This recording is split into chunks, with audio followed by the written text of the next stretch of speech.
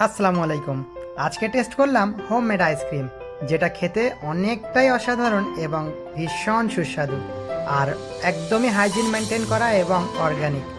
আপনারাও যদি আইসক্রিম লাভার হন, বিভিন্ন রকম আইসক্রিম আপনারা তো খেয়েছেন, এই আইসক্রিমটা খাওয়ার পরে আপনারা অন্য আইসক্রিম আর খেতে চাইবেন না, কারণ ভীষণ সুন্দর এনাদের টেস্ট এবং অসাধারণ লাগে খেতে। তাই অবশ্যই একবার ট্রাই করবেন এনাদের আইসক্রিম। আশা করছি আপনারা অন্য আইসক্রিম আর খেতে চাইবেন না।